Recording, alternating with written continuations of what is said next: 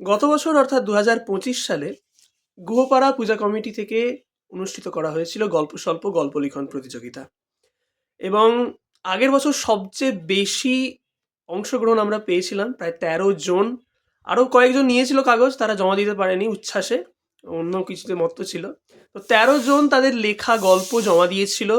এবং তাদের মধ্যে থেকে এবার আমি এতদিন পর প্রথম, দ্বিতীয় আর তৃতীয় যারা হয়েছে তাদের গল্পগুলো আমি আপনাদেরকে পড়ে শোনাতে চাই।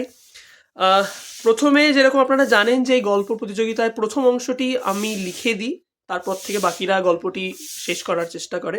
তো আমি সেই প্রথম অংশটুকু আগে পড়ে রাখছি, এরপরে আপনারা তৃতীয়, দ্বিতীয় এবং প্রথম যারা হয়েছে তাদের গল্পগুলি এক একে শুনতে পাবেন। প্রথম অংশটি হলো ষষ্ঠীর সন্ধ্যাবেলা। প্রভা আর হেমন্ত এক ব্যাগ বাজি কিনে চলেছে বাজার থেকে বাড়ির উদ্দেশ্যে। মেজদাদু টাকা দিয়েছিল। মনের আনন্দে তাই কালীপটকা, দোদমা, চরকি, হাউই, তারাকাঠি, রংমশাল কিছুই কিনতে বাকি রাখেনি ওরা। আজ থেকেই বাজি পোড়াবি? সুধায় প্রভা। হেমন্ত মুচকি হেসে বলে, আজ পোড়াবো না, আজ ফাটাবো। এই বলে ব্যাগ থেকে বুড়িমার চকলেট বোমার প্যাকেটটা তুলে দেখায়। এমন সময় রাস্তার পাশে নয়াঞ্জলির কাছ থেকে একটা অদ্ভুত একটানা শব্দ আসতে থাকে, জোরালো কিন্তু অপরিচিত। দুজনেই থমকে দাঁড়িয়ে পড়ে। তারপর যা হয় সেটা দুজনের কেউই কল্পনা করতে পারেনি।